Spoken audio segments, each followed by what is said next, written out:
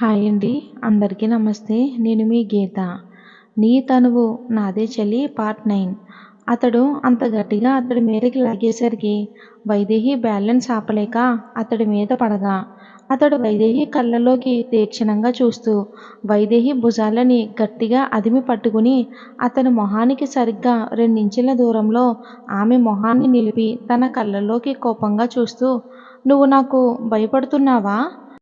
అతడి చూపుల్లోని తీక్షణతకు వైదేహికి వెన్నులో వణుకు పుడుతుంటే తనకి కొద్దిగా దూరం జరుగుతూ అతన్ని చూడకుండా దిక్కులు చూస్తూ ఉంటుంది తను. వైదేహి తన్ని సూటిగా చూడకపోవటం, తన నుండి చూపు తిప్పేసుకోవటం, తన్ని అవాయిడ్ చేయటం అతనికి క్షణానికి అసహనానికి గురి చేస్తుంటే ఆమె బుగ్గలు పట్టుకుని అతడి వైపుకి తిప్పుకుంటూ "లుక్ ఎట్ మీ" అన్న అతని అరుపుకి వైదేహి కొద్దిగా జడిసి అతడి కళ్ళలోకి చూస్తూ ఉంది. తను పేరుకి అతడి కళ్ళలోకి చూస్తుందన్న మాటే కానీ తను అప్పటికే వణికిపోతుంది.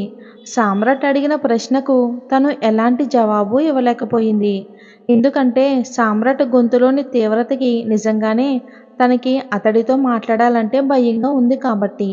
తన కళ్ళల్లో బెదురు చూసిన సామ్రాట్కి ఇంకా కోపం పెరుగుతూ ఉండడంతో భుజం మీద ఉన్న అతడి చేతుల పట్టు ఇంకా పెంచుతూ తననే తీవ్రంగా చూస్తూ ఉన్నాడు.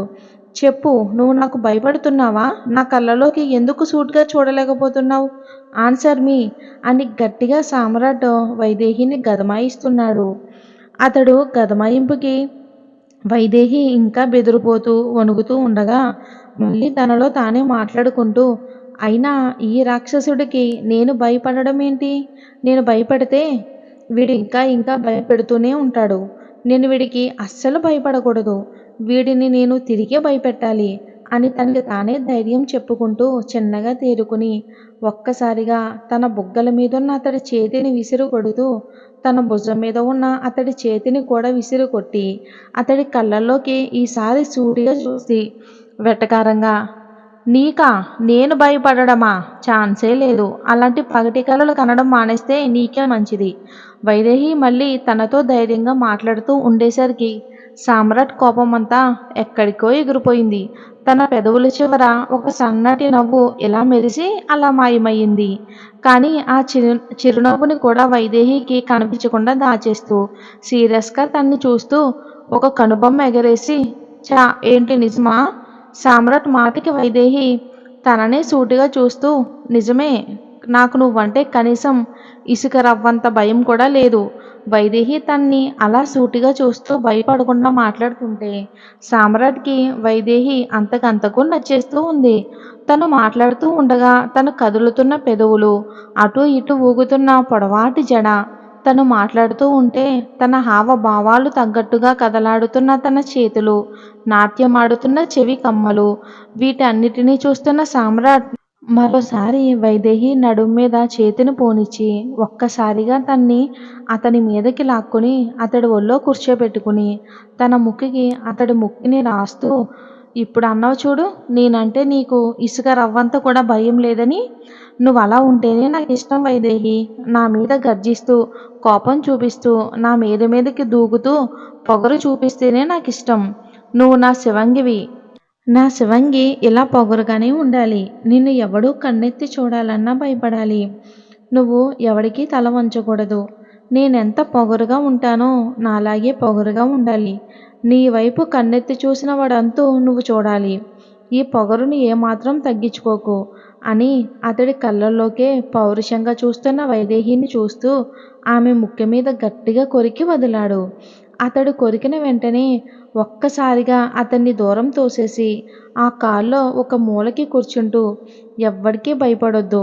పొగరు చూపించు. నిన్ను కన్నెత్తి చూసిన వాడిని చంపేసేయ్, నరికేసేయ్" అంటున్నాడు వైదేహితో. "అలా అయితే వీణ్ణి నూనెలో పోసి వేయించాలి మరి. నన్ను చూడటమే కాకుండా నన్ను ఎక్కడ పడితే అక్కడ ముట్టుకుంటూ ముద్దు కూడా పెట్టుకుంటున్నాడు బండ సచ్చినోడు, బీస్ట్ రావణాసురుడు. అసలు వీడికన్నా ఆ రావణుడే నయమో. సీతని ఎత్తుకెళ్ళినా కూడా ఒక్కసారి కూడా ముట్టుకోలేదు. కానీ వీడు చూడు, ఛీ! అయినా నాకు ఈ కర్మేంటో. పోయి వీడి చేతుల్లో చిక్కుకున్నాను.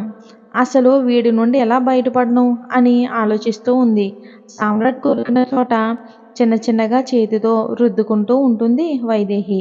సామ్రాట్ వెంటనే సైడ్ స్మైల్ ఇస్తూ వైదేహిని చూసి, అది కష్టం బేబీ. ఆ రావణుడి చెర నుండి ఆ సీత తప్పించుకుందేమో కానీ ఈ రావణుడి నుండి ఈ వైదేహి తప్పించుకోలేదు ఎప్పటికీ. నువ్వు జీవితాంతం, ఇంకా చెప్పాలంటే మనం చనిపోయిన తర్వాత కూడా నా కౌగిళ్ళ చెరసాలలో బందీగా ఉండాల్సిందే. అది తప్ప నీ దగ్గర వేరే ఆప్షన్ లేదు. ఇంకా ఆ చంపే విషయం అంటావా, అది నన్ను మినహాయించి మిగిలిన అందరినీ అన్నాను. అసలు నిజం చెప్పాలంటే నిన్నెవడూ కన్నెత్తి చూసే సాహసం చెయ్యడులే. ఎందుకంటే నువ్వు ఈ సామ్రాట్ కాబోయే భార్యవి కాబట్టి. ఎవడైనా నిన్ను కన్నెత్తి చూస్తే వాడి తలకాయ లేచిపోద్ది. సామ్రాట్ మాటకు వైదేహి ఆశ్చర్యంగా అతడి వైపు చూసింది. తను ఎంతో చిన్నగా తనలో తను మాట్లాడుకున్న మాటలు సామ్రాట్ చెవున ఎలా పడ్డాయో కూడా తనకు అర్థం కాలేదు. అతన్ని ఆశ్చర్యంగా చూస్తూ ఉండిపోయింది. అంతలోనే తనకు మళ్ళీ చిన్నగా భయం మొదలయ్యింది. అతన్ని పొజిటివ్నెస్ చూసి అతడి మాటల్లో కొట్టొచ్చినట్లు కనబడుతుంటే ఏం చెప్పాలో కూడా అర్థం కాక బ్లాంక్గా ఉండిపోయింది. ఇప్పుడు తన భయం తన గురించి కాదు, తన చుట్టూ ఉన్న వాళ్ళ గురించి. సామ్రాట్ని చూస్తుంటేనే అతడు ఎంతకైనా తెగించేలా కనబడుతున్నాడు.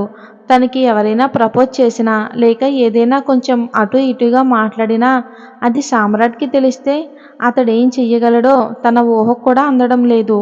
తనని ఆశ్చర్యంగా భయంగా చూస్తున్న వైదేహి వంక చూడకుండానే సామ్రాట్ మళ్ళీ మాట్లాడుతూ, భయపడకు బేబీ, ఈ సామ్రాట్ అంత తొందరగా ఎవరిని చంపడు. అలా అని తొందరగా వదిలిపెట్టడు కూడా. నీ జోలికి ఎవరైనా ఎంత తక్కువ వస్తే వాళ్ళ ప్రాణాలకు అంత మంచిది. ఇకేమీ మాట్లాడలేదు వైదేహి. తనతో ఏం మాట్లాడినా ఎలాంటి యూజ్ లేదు. బయటే కాదు లోపల కూడా ఏం మాట్లాడుకున్నా సామ్రాట్కి ఎలానో తెలిసిపోతుంది. అందుకే ఇప్పుడు సామ్రాట్ మాటలు వింటూ అతడితో వాదించే ఓపిక లేక సైలెంట్గా కూర్చుండిపోయింది తను. కానీ ఇప్పటికీ తనకు అర్థం కానిది ఒకటే, అదే సామ్రాట్ తన్ని ఎక్కడికి తీసుకెళ్తున్నాడు అనేది. ఇక ఎలాగో సామ్రాట్కి తనకు ఆ విషయం చెప్పే ఉద్దేశం కూడా లేకపోవడంతో కొద్దిగా భయంగానే సైలెంట్గా కూర్చుని ఉంది. సరిగ్గా అరగంట తర్వాత ఇద్దరి మౌనాల మధ్య ఆ కారు ప్రయాణం నిర్మానుష్యమైన ప్రదేశానికి వచ్చి ఆగింది. ఇంకా ఆ కారు ఆగడంతో తప్పక కారు దిగిన వైదేహి ఆశ్చర్యం, అయోమయం, భయం కలగలిపిన భావాలతో ఆ ప్రదేశాన్ని చూస్తూ ఉంది. తన ఎదురుగా ఉన్నదాన్ని చూసిన వైదేహి గుటకలు మింగుతూ భయంగా సామ్రాట్ని చూసేసరికి తన శివంగి ఇలా భయపడడాన్ని ఏమాత్రం సహించలేని సామ్రాట్ ఒక్క అడుగులో వైదేహిని చేరి, నీకు ముందే చెప్పాను వైదేహి, నువ్వు దేనికి ఎవరికి భయపడకూడదు అని. అయినా ఎందుకు భయపడుతున్నావు? సామ్రాట్ మాటకి వైదేహి అతన్నే విచిత్రంగా చూస్తూ, నీకేమైనా పిచ్చా ఇలాంటిది చూపించి భయపడకు వైదేహి అంటున్నాడు? మనిషి అన్నవాడు ఎవరికైనా ఇది చూస్తే భయం వెయ్యదా ఏంటి? వీడు రావణుడు. వీడు ఇవేమీ భయం కలిగించవు. కానీ మేము మనుషులంగా మాకు భయం వేయకుండా ఎలా ఉంటుంది అని సామ్రాట్ని చూపులతోనే భస్మం చేసేలా చూస్తూ తిట్టుకుంటూ ఉండగా సామ్రాట్ వైదేహి చేతిని పట్టుకుని లాక్కెళ్తూ, నన్ను తిట్టుకుంది చాలే కానీ రా. వైదేహి ఒక్కసారిగా అతడి చేతిని విదిలిస్తూ, నువ్వు రమ్మన్న ప్రతి చోటికి రావటానికి నేనేమీ నీ కుక్కపిల్లని కాను. అయినా ఇలాంటి ప్రదేశానికి మనిషి అన్నవాడు వస్తాడా? వైదేహి మాటకి సామ్రాట్కి ఇక తనతో వాదించే ఓపిక లేక తన నడుం కింద చేతులు వేసి తన్ని ఎత్తుకుంటూ, నువ్వు కుక్కపిల్లవే అనుకో, ఇంకేదైనా అనుకో, నువ్వు ఇక్కడికి ఖచ్చితంగా రావాల్సిందే. నువ్వు రాను అంటే నేను తీసుకెళ్ళలేను అనుకున్నావా? ఈ సామ్రాట్ చేయలేనిదేదీ లేదు. వైదేహి మాట పట్టించుకోకుండా తనని తీసుకెళ్తూ ఉంటాడు. ఇంతకీ సామ్రాట్ వైదేహిని ఎక్కడికి తీసుకొచ్చాడు, అక్కడ నుండి ఎక్కడికి తీసుకెళ్తున్నాడు అనేది వచ్చే భాగంలో చూద్దాం. స్టోరీ నచ్చితే దయచేసి లైక్ చేసి ఛానల్ని సబ్స్క్రైబ్ చేసుకోండి. Thanks for watching.